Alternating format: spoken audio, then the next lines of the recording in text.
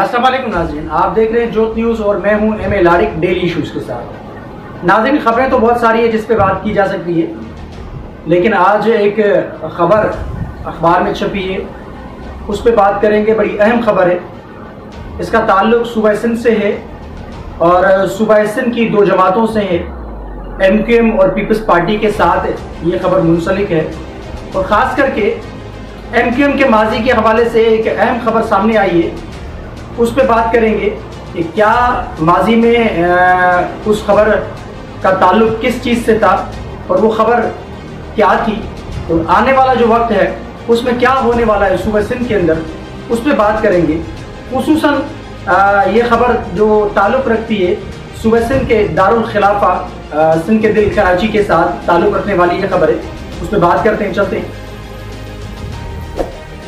एक खबर अखबार में आज अखबार पढ़ी तो अखबार के फ्रंट पेज पे एक खबर थी। खबरें बहुत सारी थी, लेकिन ये खबर बड़ी अहम थी। इस खबर का ताल्लुक जो है वो MQM के माजी से है और MQM से रिलेटेड है। और अभी पीपल्स पार्टी और MQM का जो मुआहदा हुआ है रिसेंटली, जो तहरीक अदम एतमाद के बाद, उससे इस खबर का भी ताल्लुक बहुत ज़्यादा है। सबसे पहले तो ये देखें कि तहरीक अदम एतमाद अगर कामयाब हुई तो इसमें कोई शक नहीं है कि MQM के साथ वोटों की वजह से तहरीक अदम एतमाद कामयाब हुई। और उस तहरीक अदम एतमाद कामयाब होने के बाद फ़ायदा किसको हुआ? फ़ायदा दो पार्टियों का हुआ। सबसे पहला जो फ़ायदा हुआ वो PMLN का हुआ, क्योंकि PMLN का वज़ीर आज़म बना मियाँ शहबाज शरीफ साहब, जो ख़ास करके इस मुआहदे के जो हैं वो ज़मानती है। उसमें मौलाना फजल रहमान साहब भी ज़मानती है, लेकिन इस मुआहदे में जो सिग्नेचर किए गए थे ख़ास करके PMLN के मियाँ शहबाज शरीफ साहब का, जो अभी मौजूदा प्राइम मिनिस्टर हैं, और मौलाना फजल रहमान साहब के भी इस पे सिग्नेचर थे। वैसे तो बिलावल भुट्टो ज़रदारी के भी सिग्नेचर इस पे मौजूद है, क्योंकि मुआहदा इन दो जमातों के बीच में था, यानी सिंध से ताल्लुक़ रखता था ये मुआहदा। तो उस मुआहदे के तहत एक यानी अख्तियारात का एक बंटवारा था, जो पावर शेयरिंग की बात थी, उसके मुतल्लिक खास करके इसमें जिक्र किया था। देखिए, पीपल्स पार्टी जब भी मुसीबत में आती है तो पीपल्स पार्टी हमेशा सौदेबाजी करती है। अच्छा, पीपल्स पार्टी मुसीबत में तब आती है जब उसकी कुर्सी खतरे में होती है, यानी वो मुसीबत बोल रहा हूँ। पीपल्स पार्टी कोई सिंध के लोगों के लिए अपने आप को सामने नहीं रखती। पीपल्स पार्टी सिंध के मफादात को मद्देनजर रखते हुए अपना जो है ना मुआहदा नहीं करती। पीपल्स पार्टी ने हमेशा, पीपल्स पार्टी जब जब हुकूमत में आई है तो पीपल्स पार्टी ने तब पीपल्स पार्टी की हुकूमत ने तब सिंध के लोगों के जख्मों पे नमक छिड़कने का किरदार अदा किया है, और सिंध के लोगों के वोटों के तकद्दुस का वोटों का जो तकद्दुस है वो पामाल किया है। क्योंकि पीपल्स पार्टी को वोट हमेशा सिंध के लोग देते हैं, इसमें कोई शक व शुबा नहीं है, और बड़ी कसीर तादाद में पीपल्स पार्टी को वोट पड़ते हैं। उन वोटों के बल पे पीपल्स पार्टी असेंबलियों में आती है। लेकिन पीपल्स पार्टी जो मैनिफेस्टो लेके आती है, उस मैनिफेस्टो में कभी भी ये नहीं लिखा होता कि हम जब हुकूमत में जाएंगे तो सिंध के खिलाफ फैसले करेंगे, हम हुकूमत में जाएंगे तो सिंध के लोगों के मफादात के खिलाफ फैसले करेंगे, और हम हुकूमत में जाएंगे तो सिंध दुश्मन कुव्वतों के साथ हाथ मिलाएंगे। ये पीपल्स पार्टी के मैनिफेस्टो में ये सारी चीज़ें नहीं होती हैं। जब भी पीपल्स पार्टी हुकूमत में आई है, तब तक पीपल्स पार्टी ने सिंध के लोगों के साथ धोखेबाजी की, और ये जो मुआहदा है ये एक उसका नतीजा है और ये उसका सिला है सिंध के लोगों और के उन वोटों के तकद्दुस की जो पामाली है जो पीपल्स पार्टी कर रही है। क्योंकि ये मुआहदा जो किया गया है, ये MQM एक ख़त्म हो चुकी है। MQM जैसा कहते हैं कि मरे हुए घोड़े के अंदर सांस डालने की कोशिश की जा रही है, इसमें कोई शक नहीं है। 2015 के बाद MQM देखे कहाँ खड़ी थी, MQM ख़त्म हो चुकी थी, MQM बिखरने लगी थी। और आपको भी पता है कि MQM की दहशत वहशत, MQM की भत्ताखोरी, वो सारी आपके सामने थी, वो आया हो गई थी। ये जो खबर आपको सुनाने जा रहा हूँ ये MQM के माजी के साथ रिलेटेड है। ये खबर है आज एक अखबार में, ये खबर है अपना जो अभी गवर्नर सिंध बनने जा रही है नसरीन जलील साहिबा, जिनकी समरी वजीर आजम को भिजवाई गई थी, और वजीर आजम ने सदर साहब को समरी भेज दी है कि इनको गवर्नर सिंध लगाया जाए। अब वो गवर्नर सिंध लग भी जाएंगे, लेकिन इन्होंने माजी में क्या किया था, ये एक खबर जो है ये फवाद चौधरी के बयान के तवस्सुस से यानी ये खबर सामने आई है। 18 जून 2015 में नसरीन जलील साहिबा ने भारत को खत लिखा था कि पाकिस्तान के सिक्योरिटी इदारों के खिलाफ कार्रवाई करें। पाकिस्तान के सिक्योरिटी के जो इदारे हैं वो हमें तंग कर रहे हैं और वो हमें मजबूर कर रहे हैं, लिहाजा पाकिस्तान के सिक्योरिटी इदारों के खिलाफ कार्रवाई की जाए और हमारी मदद की जाए। ये नसरीन जलील साहिबा उस वक्त MNA थी, इन्होंने खत लिखा था भारत को, जो हमारा दुश्मन मुल्क है, जो कोशिश करता है कि पाकिस्तान को तोड़ने की बार बार वो कोशिश करता है और पाकिस्तान के खिलाफ जाता है, पाकिस्तान के खिलाफ डेली बेसिस पे वो एक साजिश करता है। उस भारत को नसरीन जलील साहिबा ने 18 जून 2015 में खत लिखा था और बदकिस्मती देखें आज वही नसरीन जलील साहिबा पाकिस्तान के एक बड़े ज़बरदस्त सूबे जो रेवेन्यू ज़बरदस्त इकट्ठा करता है, पाकिस्तान को चलाता है, उस सूबे की गवर्नर बनने जा रही है। बदकिस्मती है हमारे पाकिस्तान के अंदर चोर लुटेरे डाकू वो जो है ना अपना सीटों पे आ बैठते हैं और बड़े बड़े ओहदों पे फायज होते हैं, लेकिन गरीब पिसा हुआ तबका जो है वो जेलों में वो सजाएं काटता है। लेकिन ये जो बड़े बड़े जो दहशतगर्द हैं, चोर लुटेरे और डाकू, ये बराजमान होते हैं बड़े बड़े ओहदों पे। तो ये इनकी दहशत खत्म हो चुकी थी, लेकिन पीपल्स पार्टी के मुआहदे के बाद मरे हुए घोड़े के अंदर एक सांस डालने की कोशिश की जा रही है। PMLN और पीपल्स पार्टी और मौलाना फजल रहमान साहब ने ये जो मुआहदा किया है, इस मुआहदे के तहत अब पीपल्स पार्टी MQM को क्या क्या देने जा रही है मैं आपको बताने वाला हूँ। ये खबर जो फवाद चौधरी साहब ने एक बयान के तवस्सुस से जारी की है, उन्होंने कहा है अपने बयान में कि कराची का गंद जो है हमारे सिक्योरिटी इदारों ने बड़ी मेहनत के साथ साफ किया था, जो अब आहिस्ता आहिस्ता दोबारा बढ़ रहा है। और वो क्यों बढ़ रहा है?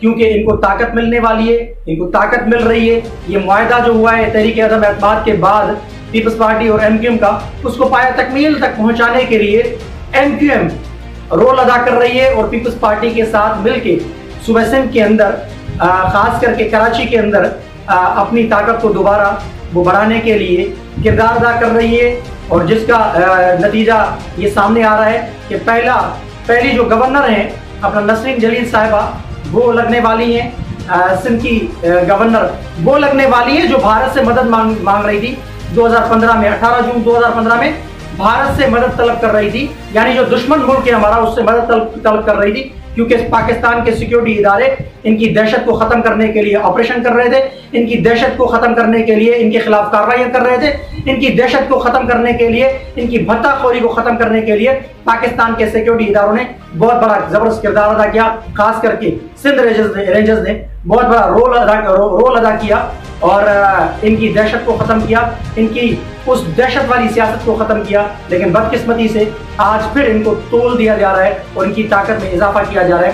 पाकिस्तान पीपल्स पार्टी, जैसे मैंने कहा कि हमेशा सिंध के मफादात के खिलाफ काम करती है और वो काम कर रही है। पाकिस्तान पीपल्स पार्टी ने 2 वजारतें देने का जो वादा है वो किया है MQM के साथ, जो जराए बता रहे हैं, और एक मशीर पाकिस्तान पीपल्स पार्टी MQM को देने वाली है। 2 वजारतें, वो भी कौन सी बड़ी अहम वजारतें हैं।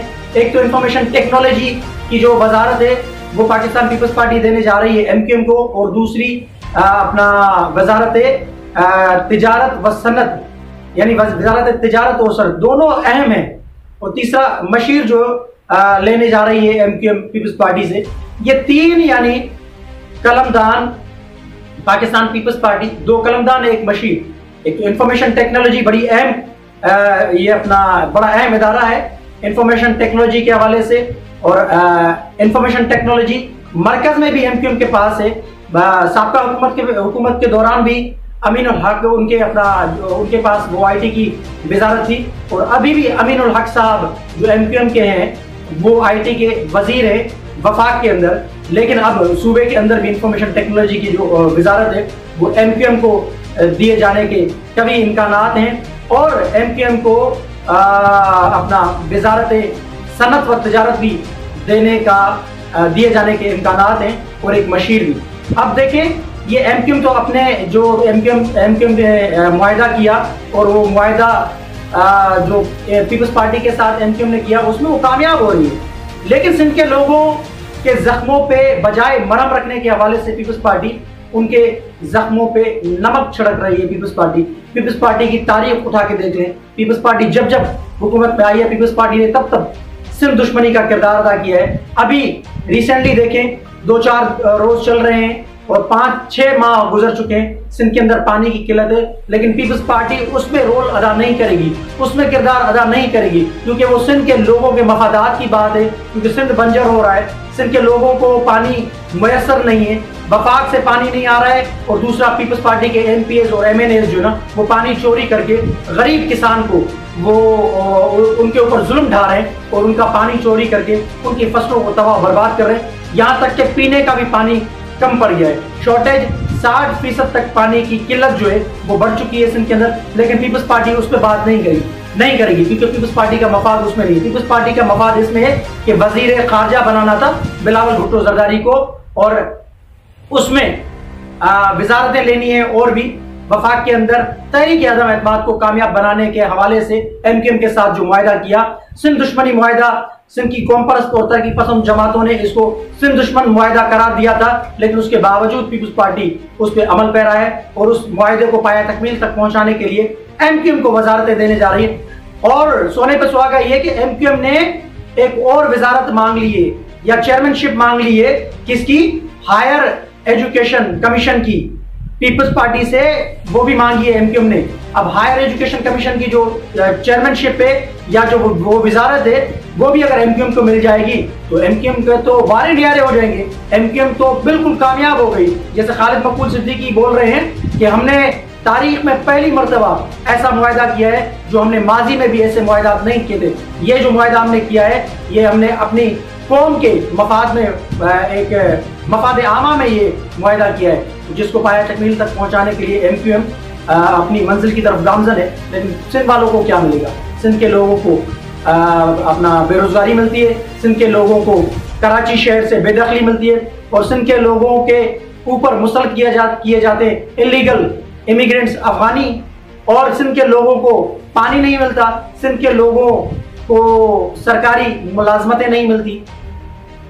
ये सिंध के लोगों के साथ अशर है। मेरिट तबाह है, करप्शन है, सिंध के लोग तबाह बर्बाद हैं, लेकिन पीपल्स पार्टी अपने मुआहिदे को पाया तकमील तक पहुंचाने के लिए गामजन है अपनी मंजिल की तरफ, और MQM बड़ी खुश है। ये जो MQM को सारी चीजें मिलने वाली है। अब देखें, वो जो चोर, लुटेरे, डाकू और जो दहशतगर्द थे जिन्होंने बल्दिया का वाकया किया, बल्दिया में 300 के करीब जो जिंदा लोगों को जलाया, जिन्होंने 9 अप्रैल का वाकया किया, वकीलों को जिंदा जलाया। अब 12 मई आने वाला है।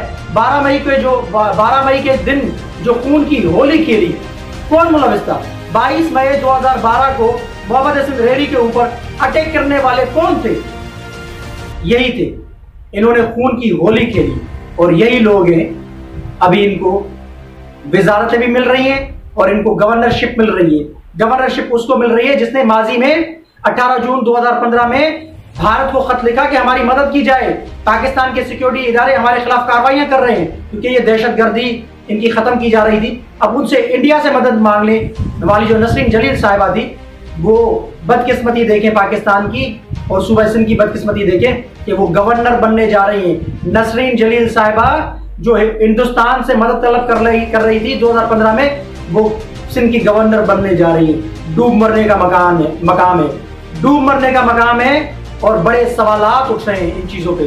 सवालात तो उठेंगे, हमारे इदारों पे सवालात उठेंगे, अदालतों पे सवालात उठेंगे कि जो मुलविस थे दहशतगर्दी में उनको बरी किया गया बड़ी आसानी से, अब वो वजारतों के मजे लूट रहे हैं। तो सारी चीजें आपके सामने रखी, MQM का माजी भी और अभी हाल ही में जो मुआहिदा हुआ है पीपल्स पार्टी के साथ, आपके सामने सारी चीजें रखी है। कमेंट सेक्शन में अपनी राय का इजहार जरूर कीजिएगा। तब तक के लिए अल्लाह हाफिज।